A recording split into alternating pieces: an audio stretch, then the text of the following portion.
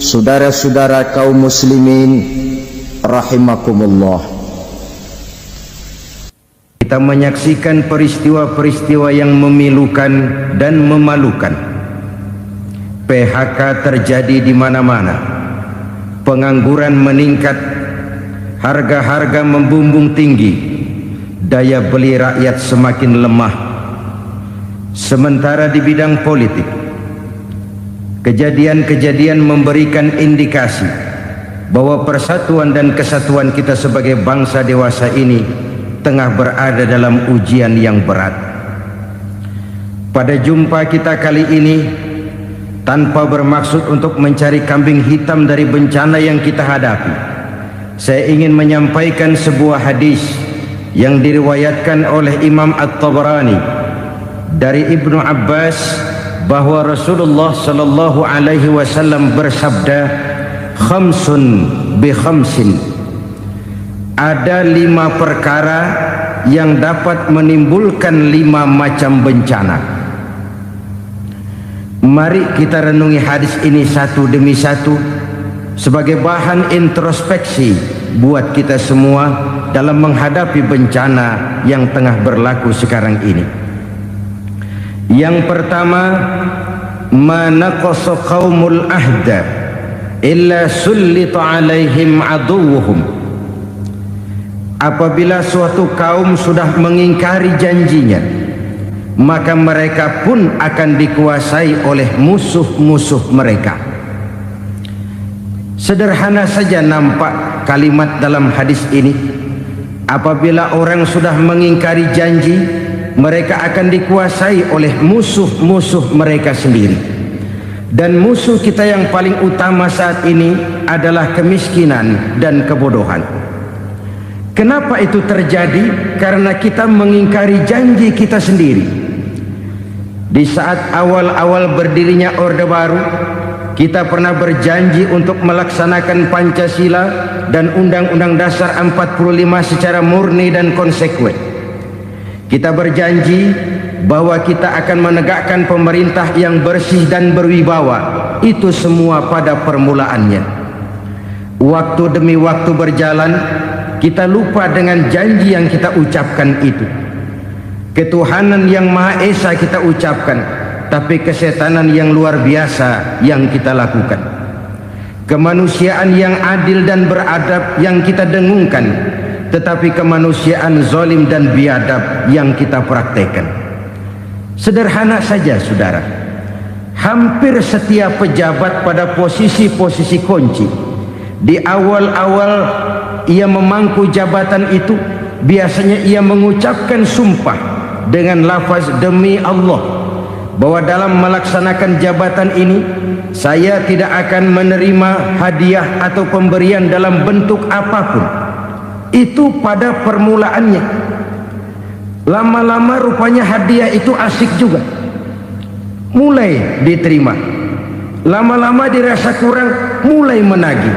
Dan akhirnya terjadilah praktek yang disebut suap menyuap, semir menyemir, dan lain sebagainya. Kalau ini sudah menjadi kenyataan, bagaimana kita mau menegakkan pemerintah yang bersih dan berwibawa? Undang-Undang Dasar 45 menyatakan bahwa bumi, air, dan seluruh kekayaan negara dikelola oleh negara bagi sebesar-besar kemakmuran rakyat. Yang terjadi adalah bahwa kita merasa mewakili rakyat untuk menikmati harta dan kekayaan negara, sehingga rakyat banyak tidak bisa ikut menikmatinya. Menumpuklah harta itu sehingga terjadilah pepatah, gunung ditimbun, sumur digali. Yang kaya semakin kaya, yang miskin semakin terpuruk. Kita ingkar dengan janji yang kita ucapkan di awal-awal kita bergerak. Kita ingkar dengan janji pada saat kita mengatakannya dengan menyebut nama Allah, dengan mempertaruhkan nama Tuhan, sehingga pada akhirnya jabatan pun mengalami tender. Sudah menjadi rahasia umum, orang mau jadi lurah mesti mengeluarkan uang, mau jadi camat mesti mengeluarkan uang, mau jadi wali kota, bupati, bahkan gubernur, itu ada pasarannya. Secara logika, Kalau orang memperoleh satu jabatan karena banyak mengeluarkan uang, tentu pada saat ia mengeluarkan uang, ia sudah punya pemikiran, modal pasti pulang, modal pasti kembali. Kalau orang memperoleh suatu jabatan karena banyak mengeluarkan uang, maka langkah pertama yang dia lakukan setelah memangku jabatan itu ialah bagaimana uang bisa kembali, bagaimana modal bisa pulang. Kalau modal sudah pulang, pikiran berikutnya bagaimana supaya dapat untung.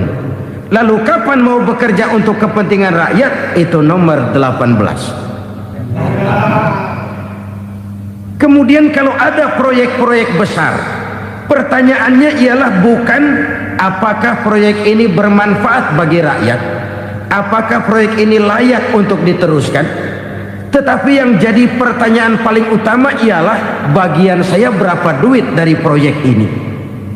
Kita bisa lihat proyek, mega proyek lahan 1 juta hektar di Kalimantan Tengah, triliunan rupiah, dan proyek itu gagal. SD Impres bulan ini diresmikan, bulan depan retak. Jembatan-jembatan bulan ini gunting pita, bulan depan runtuh. Kita ingkar dengan janji.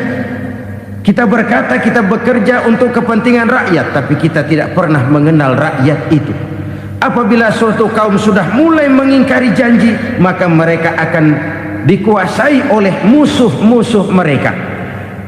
Akibatnya tersusunlah barisan-barisan sakit hati yang makin lama makin menjadi bola salju, menggelinding membesar, dan kemudian terjadilah hal-hal yang tidak kita inginkan lagi. Apabila suatu kaum sudah mengingkari janji, maka mereka akan dikuasai oleh musuh-musuh mereka. Ini penyebab bencana yang pertama. Kita tidak konsekuen. Tadinya kita dengan lantang teriak-teriak berantas korupsi, ganyang korupsi. Pada waktu kita belum mendapat kesempatan. Setelah kita naik punya kesempatan, rupanya korupsi enak juga dirasa. Terjadi pergeseran nilai, orang luntur, kehilangan idealisme awal.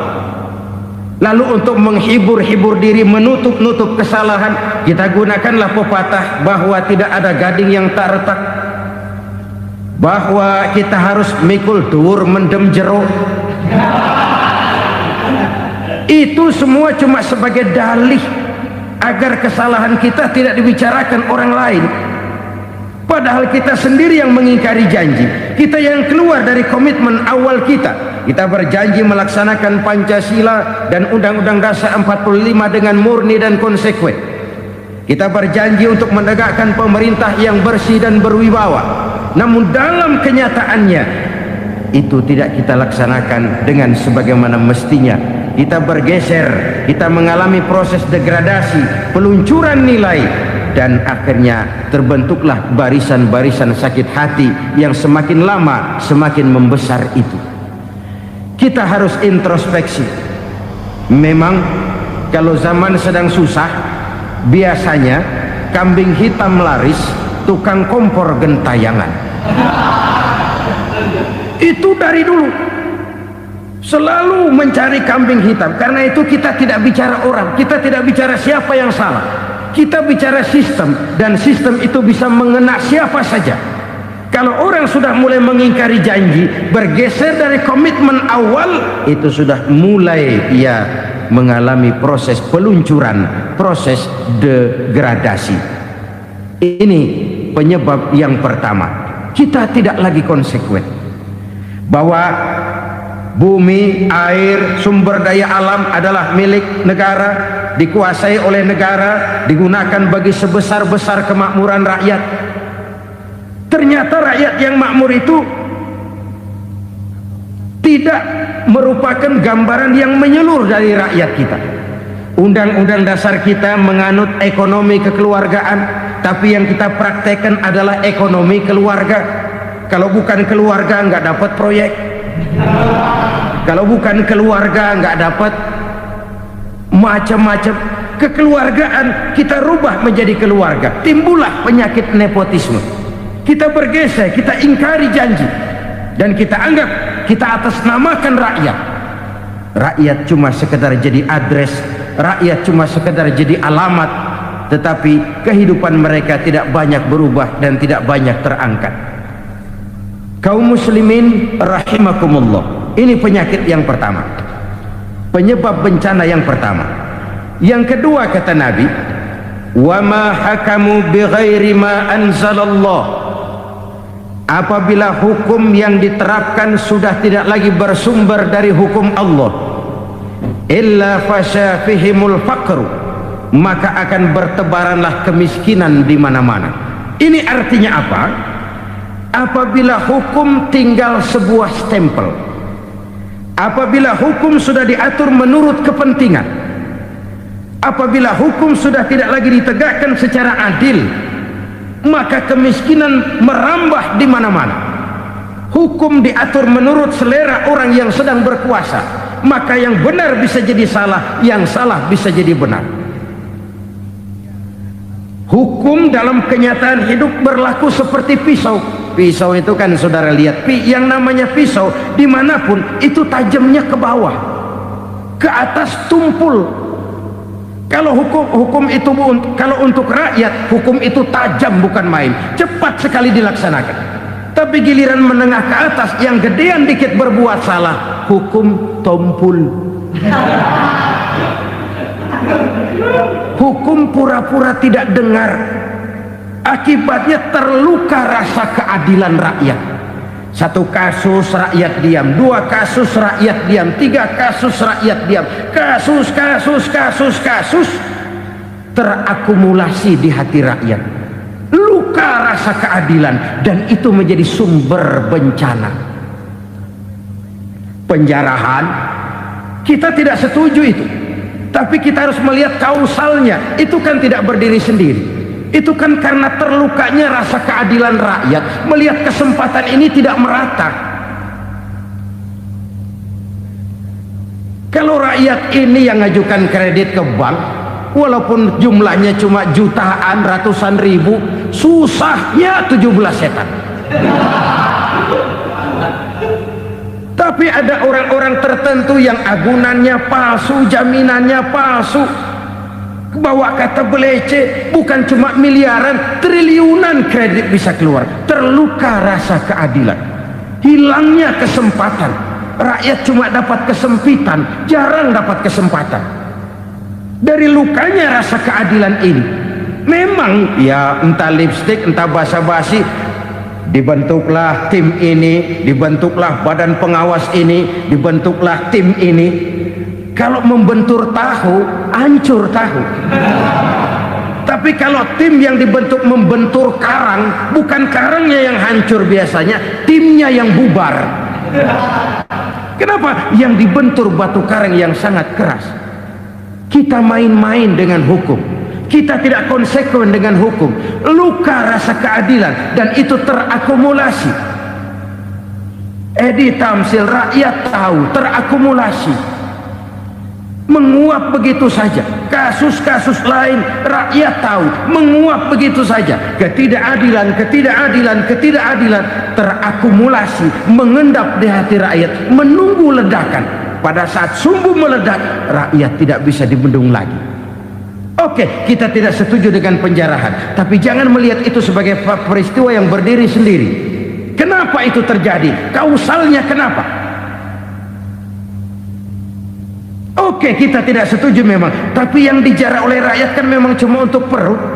Yang dijarahkan beras, yang dijarahkan televisi, yang dijarahkan kulkas yang masih bisa dihitung, yang memang real untuk kebutuhan rakyat. Penjara-penjara berdasi kepala botak yang menguras uang rakyat habis-habisan, enak saja melenggang dalam kehidupan ini. Makin terluka rasa keadilan rakyat. Apabila hukum yang diterapkan sudah menyimpang dari keadilan yang diajarkan Allah, fasyafihimul fakru, bertebaranlah kemiskinan. Aneh, memalukan, memilukan. Sebuah negara agraris yang katanya pulaunya hijau royo-royo, gemari palau jenawi toto tentem kertora harjo, yang tahun 93 pernah mendapat penghargaan dari FAO, Badan Pangan Sedunia, sebagai negara yang berhasil dalam swasembada pangan. Sekarang ini kita terpaksa betul beli beras dari Vietnam, beli beras ke Kamboja, beli kedelai dari Kamboja. Kenapa? Lahan sawah kita habis ditanami pabrik. Teknologi kita, teknologi loncatan yang non applied, tidak terpakai oleh kita. Lantas lahan yang tidak bisa kita tanami, kita paksakan lahan-lahan gambut menjadi tanah pertanian yang subur dengan biaya triliunan, dan kita gagal. Kita cari jarum dan kapak hilang. Kita mau jadi negara industri dengan loncatan teknologi yang maju, kita lupakan pola pijak kita sebagai negara agraris, dan akhirnya kita kecolongan. Lihatlah dewasa ini, rakyat kita antri sembako di mana-mana. Di sebuah negara agraris, ketidakadilan melahirkan kemiskinan, kemiskinan moral dan kemiskinan material. Kemiskinan moral, rakyat nggak percaya lagi sama pejabat. Rakyat mengalami krisis figur. Orang alah lu ngomong dah sama ember.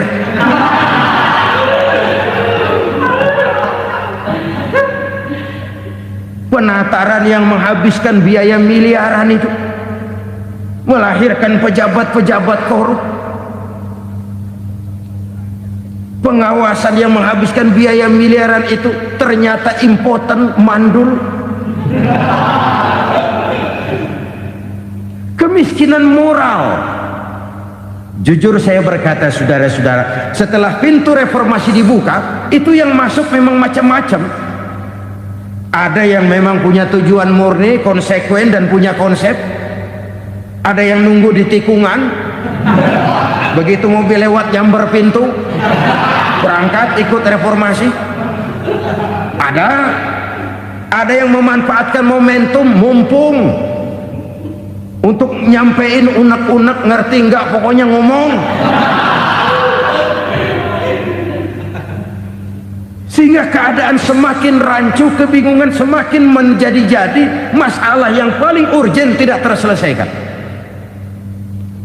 Sekarang ini orang berpikir mendingan jadi pala ular daripada jadi buntut macan. Buntut macan memang hebat macan, tapi kalau buntutnya cuma ugel-ugel di belakang buat apa? Mendingan jadi pala ular, kecil juga nyaplok. Artinya ya biar kecil juga kalau punya partai kan gagah. Lalu rame-rame bikin partai kayak bikin arisan. Orang makin mengalami dislokasi. Semua mau jadi pahlawan, semua mau nomor satu, semua ngomong. Iya kalau bidangnya, kalau bukan makin rancu. Marilah lewat kesempatan ini saya mengajak kita untuk tahu diri. Biarkan politisi ngomong politik, biarkan ekonom menata ekonomi, biarkan praktisi bicara soal hukum, biarkan rakyat munajat, istighfar, mohon pertolongan Allah. Tahu diri kita. Kalau memang ayam, kukuruyuk aja dah. Kalau memang kucing, ayo ngeong. Kalau kambing, silahkan ngembe. Udah tahu ayam, ngeong bunyinya. Suaranya palas, orang nggak ngerti, bingung, makin menjadi-jadi. Ibarat kesebelasan sepak bola bangsa kita sekarang ini, rame-rame mau bikin gol, kiper ikut nyerang sekarang. Memilukan dan bahkan memalukan. Wa ma hakamu bighairi ma anzalallah illa fasyafihimul fakru. Kalau hukum yang diterapkan sudah menyimpang dari keadilan yang diajarkan Allah, bertebaranlah kemiskinan di mana-mana. Coba sekarang ini yang punya duit bingung, apalagi yang kagak punya duit. Yang pengusaha gede ngeluh, apalagi yang pengusaha pas-pasan. Yang kagak punya beras, yang punya beras saja masih bingung, apalagi yang nggak punya beras. Ini sudah demikian merata. Dulu kita kagum mendengar konglomerat kelas buadah, kelas-kelas yang seakan-akan cuma ada dalam khayalan mereka, punya kekayaan miliaran dolar, triliunan. Sudahlah, seolah-olah nggak terjangkau sama kita. Weh, ternyata yang gede-gede itu juga gede utangnya. Dan rontok satu demi satu. Ternyata rakyat selama ini cuma dialamatkan, cuma dijadikan address. Rakyat yang tidak banyak ngerti persoalan ini harus menanggung hidup ini begini berat, harus menanggung beban hidup ini begini tinggi, daya beli semakin lemah, semakin terpuruk dan terpuruk, sedang keadaan belum juga banyak berubah. Yang hutang sama luar negeri itu kan bukan rakyat kecil, Ciano. Yang banyak nyimpen dolar juga kan Ciano. Rakyat kecil bocah kampung mah jangankan nyimpen dolar, ngelihat juga tumben. Kemana kita mesti bercermin? Sekali lagi saya mengatakan, maaf, kita tidak bermaksud mencari kambing hitam. Karena itu kita tidak bicara orang, kita bicara sistem, kita bicara keadaan. Beginilah yang dikatakan Nabi, penyebab timbulnya bencana, hukum yang ditegakkan tidak lagi berorientasi kepada keadilan, tapi berorientasi kepada kepentingan. Akhirnya bentuk hukum seperti pisau, tajam ke bawah, tumpul ke atas. Hukum cuma buat rakyat kecil, tetapi kelompok menengah ke atas kadang-kadang kebal dari perlakuan hukum. Maka bertebaranlah kemiskinan. Iya, kemiskinan moral berupa lukanya rasa keadilan. Kalau rasa keadilan terluka, orang kan nunggu kesempatan, saudara. Iya, dia nggak bisa ngomong, iya, dia nggak sanggup action, iya, dia nggak bisa tunjuk rasa, tapi hatinya kan, kapan ada kesempatan, kapan ada waktu, tunggu. Hatinya mesti begitu. Sehingga begitu ada kesempatan, terjadilah hal-hal yang tidak terhindarkan. Dan itu ekses, bukan reformasi. Jangan seperti sebuah dialog saya dengan seorang abang beca. Saya bertanya, bang, ya, abang tahu nggak reformasi? Tahu. Ustadz, apa? Pembakaran. Terus penjarahan, lalu perkosaan. Itu reformasi. Itu yang saya lihat. Nah, itu yang dia lihat. Saya tentu tidak menyalahkan abang beca kita, karena memang itu yang dia lihat dan sejauh itu wawasannya. Tapi ini indikasi bahwa banyak rakyat kita yang belum bisa menggunakan kebebasan secara bertanggung jawab. Padahal kebebasan tanpa tanggung jawab tirani. Sebuah contoh gampang-gampangan. Saya beli radio, saya setel di kamar saya, lalu saya bilang, ini radio gue. Yang beli gue, pakai duit gue setel di kamar gue, sekeras-kerasnya, gak ada urusan sama orang lain. Itu kata saya. Tetapi tetangga saya sebelah rumah kan boleh juga ngomong begitu. Kata tetangga saya, ini mata gue, yang ngantuk gue tidur di kamar gue, kenapa suara radio lu nyampe kemari? Artinya apa ini? Kebebasan saya nyetel radio dibatasi oleh kebebasan tetangga saya yang mau tidur.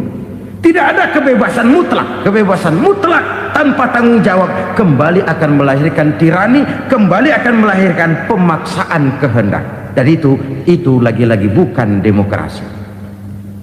Saudara-saudara kaum muslimin rahimakumullah.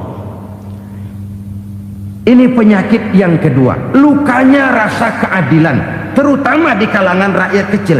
Itu mengendap menjadi akumulasi dan menunggu giliran kapan bisa dimuntahkan.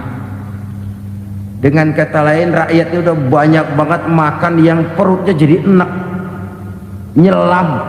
Kapan nunggu muntahnya? Udah begini banyak akumulasi yang mereka terpendam di perut ini, sehingga ketika terjadi kesempatan itu sudah tidak terkendalikan lagi, kita out of control. Saya tidak mentolerir sikap-sikap kekerasan, bahkan saya lebih cenderung bahwa kalau di rumah kita banyak tikusnya saja racuni, jangan rumah dibakar.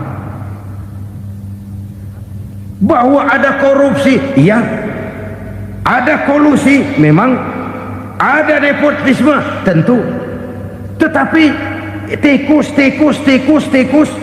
tikusnya saja racuni, jangan rumah dibakar.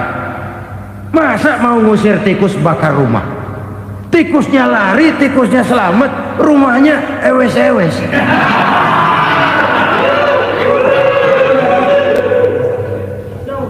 Tikus selamat, rumah nggak punya, masalah nggak terselesaikan dengan sebagaimana yang kita harapkan. Kita sepakat ini negara hukum, dan di hadapan hukum semua manusia itu sama. Itu prinsip yang diajarkan Allah. Al-musawat bainan nas fi takalifil ahkam. Semua manusia sama dalam berhadapan dengan hukum Allah Subhanahu wa ta'ala. Kalau hukum sudah pandang bulu, itu jelas yang enak yang banyak bulunya. Siapa yang banyak bulunya? Monyet. Kalau hukum pandang bulu, monyet keenakan. Saudara-saudara kaum muslimin rahimakumullah, introspeksi. Mari kita bercermin bagaimana perjalanan hukum selama ini. Kalau introspeksi ini kita temukan, lalu ada upaya untuk memperbaiki diri. Jangan menggunakan tak ada gading yang tak retak, mikul duwur mendem jero untuk menutup-nutupi kesalahan orang. Padahal kesalahan itu sedemikian besar. Padahal rakyat kita tiap hari antri sembako. Ada yang sehari sekali makan, ada yang makan sudah bercampur tiwul, ada yang nasi sudah dicampur pisang, balik jadi orok lagi. Macam-macam upaya rakyat untuk menangsal perut ini. Lalu rakyat ditenang-tenangkan, lebih baik puasa Senin Kemis sambil menghadapi krisis ekonomi. Kenapa rakyat yang disuruh puasa? Kenapa bukan pejabatnya yang puasa lebih dulu untuk kemakmuran rakyat? Kalau rakyat yang memang perutnya udah gepeng disuruh puasa, makin krempeng perutnya. Artinya pejabat harus punya sense of politics.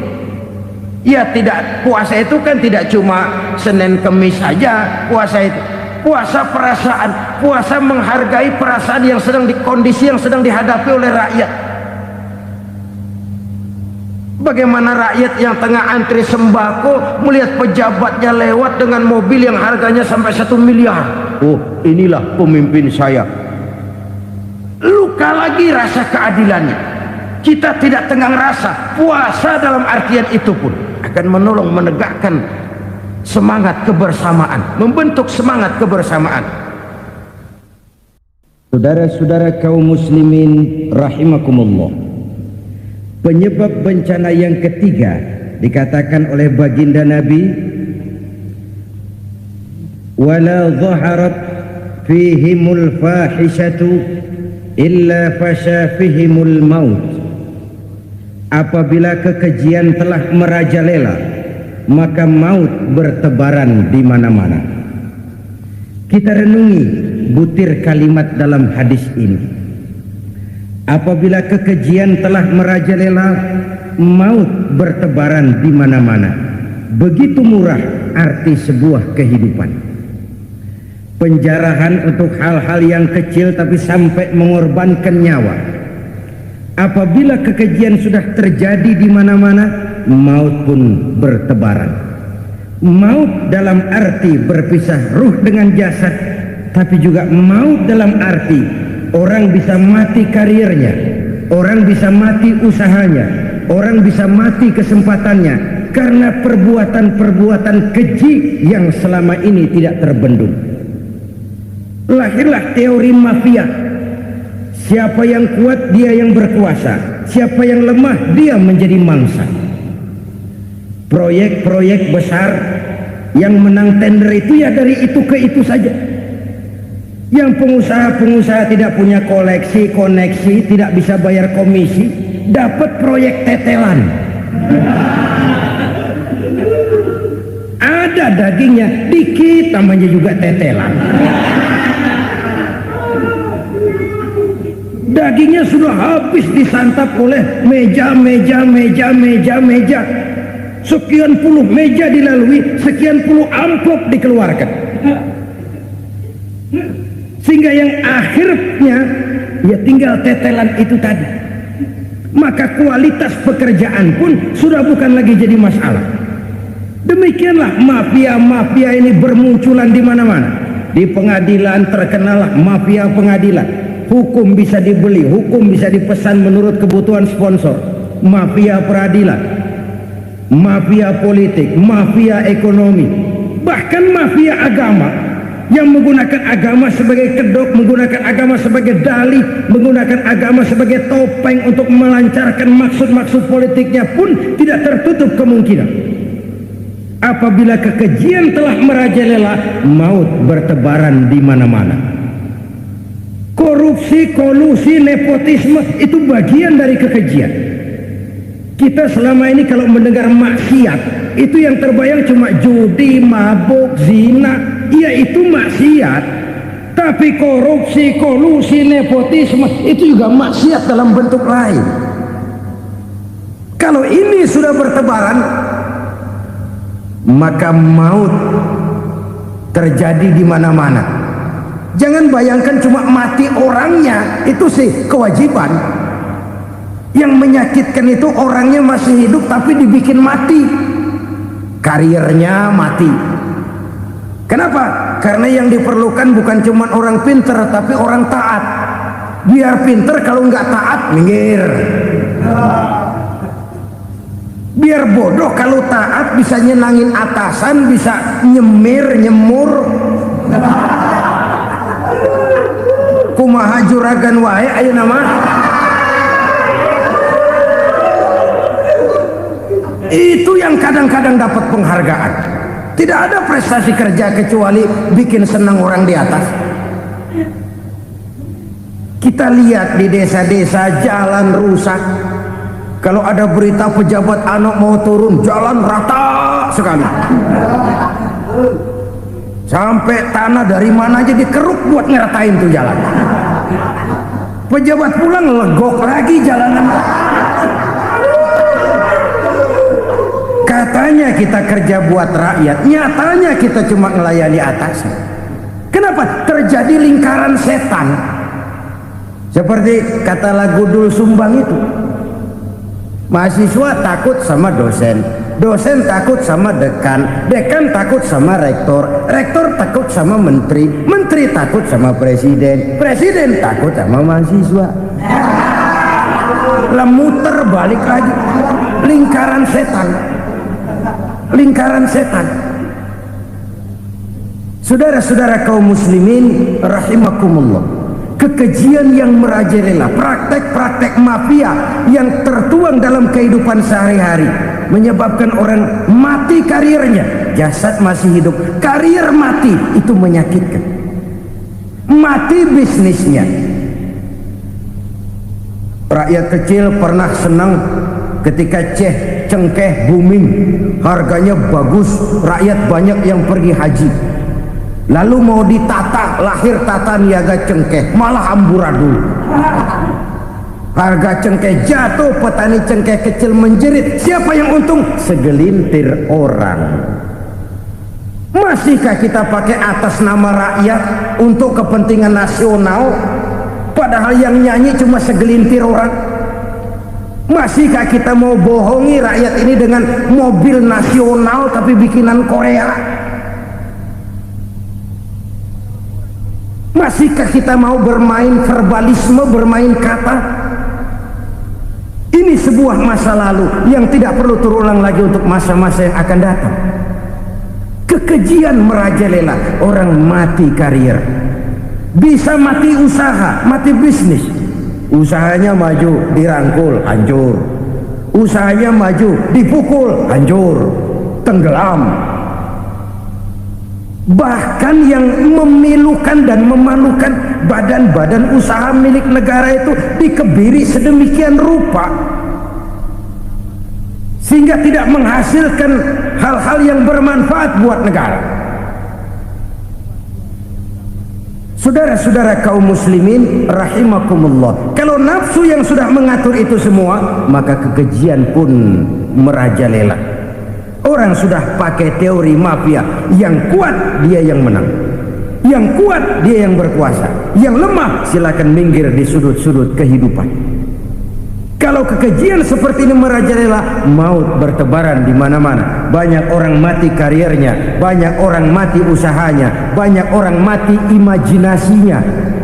Sekarang ini dalam dunia seni, yang banyak karyawan seni, bukan seniman. Seniman itu kan dilahirkan, lain seniman, lain karyawan seni. Sekarang yang banyak karyawan seni, bukan seniman. Mati karier, mati imajinasi, mati improvisasi, sehingga kehidupan persis sinetron. Sinetron itu yang kita lihat rumah mewah, yang kita lihat rumah bagus, nggak pernah kita lihat di sinetron kita ini rakyat antri sembako. Kita dijejali hal-hal yang indah, yang wah, yang membuat kita tenggelam dalam gaya hidup instan, tenggelam dalam gaya hidup wah. Kita lupa dengan realitas keseharian di tengah-tengah masyarakat kita. Lahirlah kelompok-kelompok selebritis, dibesarkan oleh berbagai media. Selebritis pilek aja masuk koran, pilek.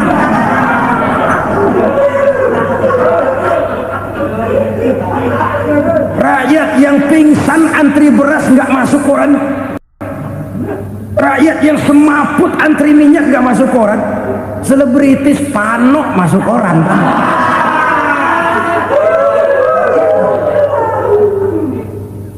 Kita besarkan hal-hal kecil, kita kecilkan hal-hal besar.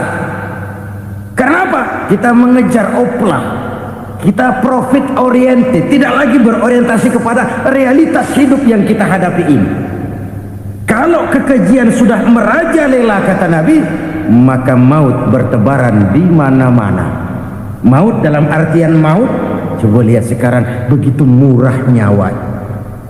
Karena 1000 perak orang mau nusuk bunuh. Karena beras seliter orang khilaf, begitu murah kehidupan. Tapi kekejian dalam bentuk korupsi, kolusi, nepotisme, kekejian dalam bentuk itu mematikan karier, mematikan bisnis, mematikan imajinasi, mematikan kreativitas. Itu juga maut dalam bentuk lain akibat kekejaman lain. Ini penyebab yang ketiga. Yang keempat, penyebab bencana menurut baginda Rasul, wala tuffiful mikyala illa muni'un nabat. Apabila timbangan sudah dicurangi, maka tercegahlah tumbuh-tumbuhan. Apabila timbangan sudah mulai curang, maka terjadilah musim paceklik. Apabila bisnis sudah bergaya mafia tadi itu, kecurangan-kecurangan terjadi, tender di balik pintu, yang dimenangkan cuma kelompok-kelompok yang bisa memberikan presentasi yang besar, muni'un nabat, terjadilah paceklik. Paceklik, panen gagal, wereng, ya wereng, kemarau panjang, it's okay, air sulit, iya, tetapi kan semua itu ada yang ngatur. Kemarau ada yang ngatur, belalang itu ada yang ngatur, air itu juga ada yang ngatur. Yang ngatur itu yang serba maha. Kalau ia murka melihat kecurangan timbangan, Allah itu kalau murka kan gampang saja, tinggal komandoin balang, lang, hancurin tuh sawah. Konvoy belalang, konvoy, Allah tinggal ngutik angin El Nino. Mampir lo ke Indonesia, hujan nggak turun-turun, kemarau panjang. Jadi kalau musim kemarau kan namanya anginnya El Nino. Kalau musim hujan anginnya namanya La Nina. Cakep namanya, kejem orangnya. Saudara lihat Cina sekarang sedang kena La Nina, banjir besar, ribuan orang meninggal. Dia mah ribuan mati kagak berasa, rakyatnya miliaran. Bangladesh lagi ngalami La Nina, India lagi ngalami La Nina. Angin, hujan, kemarau, belalang itu kan ada yang ngendaliin.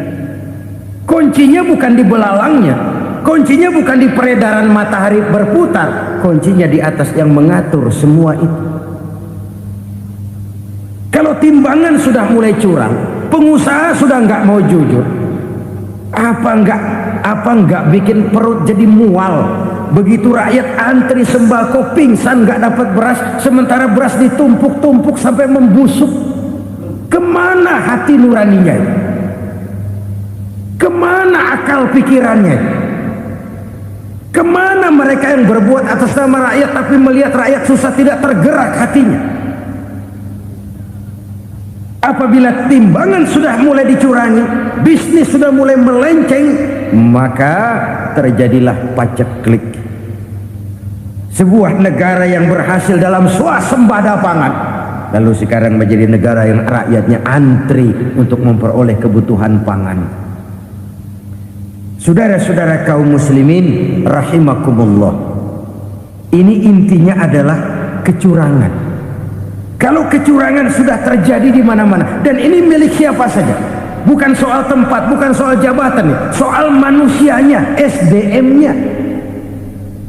Kecurangan tidak cuma terjadi di kantor, di masjid bisa terjadi kecurangan. Korupsi tidak hanya bisa terjadi di kantor, di madrasah bisa ada korupsi. Faktor manusianya, ini soal SDM. Kecurangan yang besar tentu besar lagi kerugiannya. Kecurangan yang kecil, kecurangan sehari-hari, pedagang-pedagang kecil ngurangi timbangan, barang yang buruk dikatakan baik, yang baik dikatakan buruk, itu merugikan perorangan. Kecurangan yang besar merugikan bangsa dalam bentuk total, dalam bentuk seutuhnya.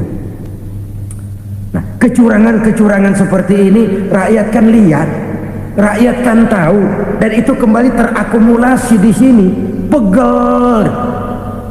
Dan jangan lupa, rakyat yang nggak ngomong itu, rakyat yang nggak bersuara itu, batinnya menjerit, jeritannya menggoncang aras, dan itu didengar Allah. Yadullah fauqal jamaah, kata Nabi, tangan Tuhan di atas orang banyak.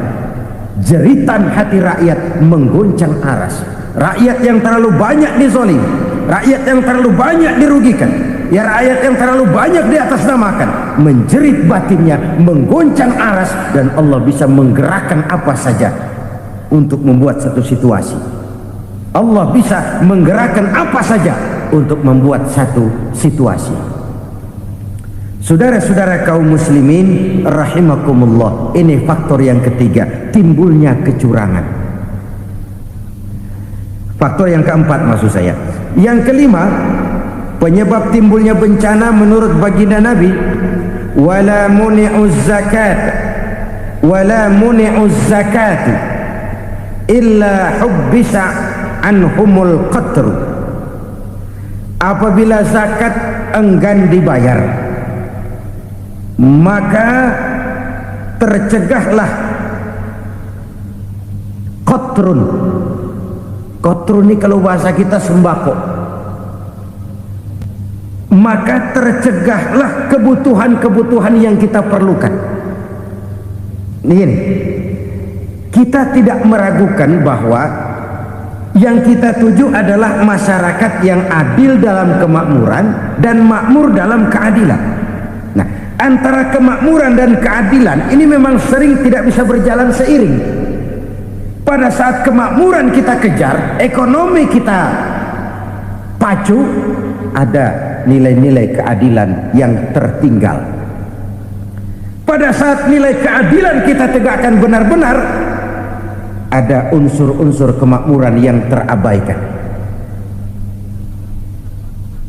Oke, kita bisa mengatakan kasus. Oke, kita bisa mengatakan itu sebagian kecil. Tapi kalau sebagian kecil, lama-lama kan jadi sebagian besar.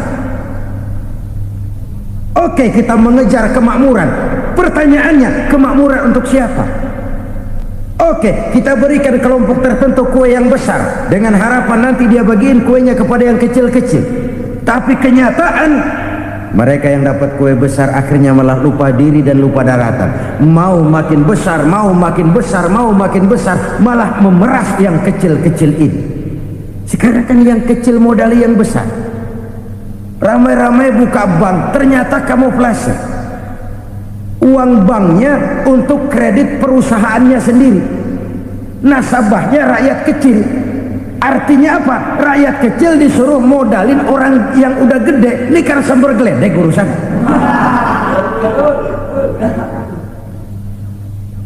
Ini kan permainan apa lagi? Rakyat kecil suruh modali yang gede, nasabahnya rakyat kecil, kumpulkan uangnya di bank, kucurkan kredit kepada perusahaannya sendiri. Bukankah itu rakyat kecil suruh modali yang gede? Sudah begitu kejamkah kita untuk meraih keuntungan dengan mengorbankan orang kecil ini? Sudah tidak bicara lagi kah nurani kita melihat penderitaan orang yang semakin susah ini? Kalau zakat enggan dibayar, padahal zakat 2,5% saja, 2,5% saja. Kalau itu pun enggan, kalau zakat saja enggan, bagaimana pula yang namanya sodako, bagaimana pula yang namanya infak, bagaimana pula yang namanya santunan, bantuan. Kadang-kadang lipstick nyumbang si nyumbang, cuman nyolongnya lebih gede. Ini namanya sumbangan lipstick. Buat lipstick itu kan buat ngumpetin bibir pucat, itu fungsi utama lipstick. Buat ngumpetin korupsinya, nyumbang kegiatan-kegiatan sosial, tapi yang dia korup lebih gede dari yang dia sumbangin. Lipstick, kamuflase, nepu kata anak sekarang.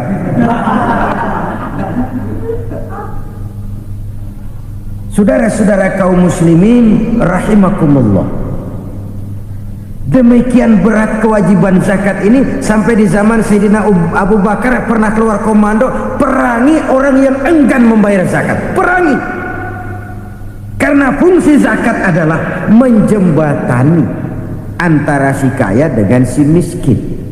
Bahwa ada kemiskinan itu Qur'ani. Allah menyatakan, aku melebihkan rezeki sebagian kamu dari yang lain. Ini kan kesenjangan. Allah melebihkan rezeki sebagian kamu dari yang lain. Ada itu, tetapi itu berjalan secara nature. Nah, kalau direkayasa, yang kaya semakin kaya, yang miskin semakin terpuruk, yang sudah besar dapat proyek besar, yang kecil dapat tetelan. Ini kan rekayasa namanya. Kesenjangan yang direkayasa ini yang kita harus kikis. Nah, fungsi zakat menjembatani dari sisi sosial. Dari sisi pribadi, Nabi berpesan, zakku amwalakum biz zakat, bersihkan hartamu dengan zakat. Sekarang ada istilah nyuci uang. Uang hasil korupsi itu bisa dicuci, dijadikan uang bersih. Bukan pakai rinso, bukan. Pakai politiknya koruptor, diolah sedemikian rupa sehingga jadi uang resmi. Sudah memutik, itu termasuk yang disebut kejahatan kerah putih, white collar crime. Kejahatan kerah putih, kejahatan pakai dasi, kejahatan kelas kakap. Makanya orang mendingan goblok kagak bener daripada pinter kagak bener. Goblok kagak bener itu gampang ngurusinnya, pinter kagak bener ini yang berabe bener ngurusinnya.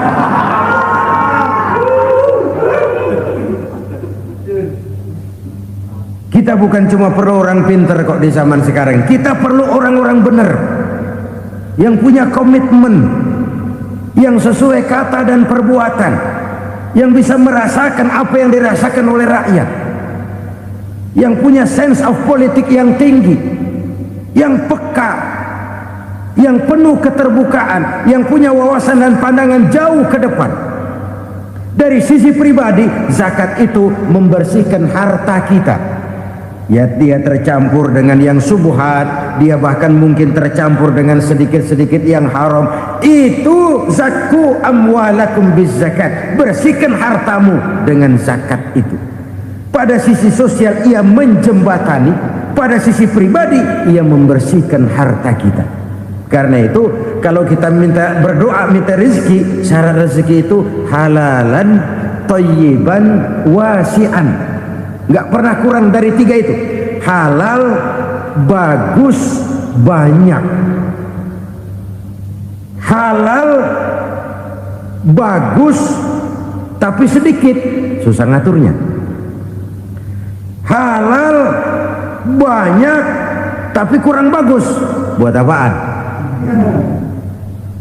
Bagus, banyak, tapi haram, enggak ada artinya. Sebab kata Imamul Ghazali, kalau kau terlalu suka memakan makanan yang haram, dikunyah masuk ke dalam perut besar, digiling oleh perut besar, menghasilkan energi, menggerakkan sel-sel pembuluh saraf, kau juga akan cenderung berpikir yang haram. Kalau sudah cenderung berpikir yang haram, perbuatan pun akan mengarah kepada perbuatan-perbuatan yang haram. Dulu waktu kelompok Jimbaran 200 konglomerat Indonesia kumpul, dihimbau supaya sekian persen kasih pengusaha-pengusaha lemah. Itu kan cuma sekedar belas kasihan, tidak banyak menolong keadaan. Dan bukan itu yang diperlukan pengusaha-pengusaha kecil. Yang diperlukan adalah berikan kami kesempatan seperti mereka dapat kesempatan. Berikan kami peluang seperti mereka juga dikasih peluang. Kalau cuma dikasih 100 juta, 200 juta hari ini, usaha kami nggak ada prospeknya, peluang kagak ada, kan sama juga bohong. Diceburin ke kali, disuruh berenang, tangan diikat, mendingan mampusin, ketahuan.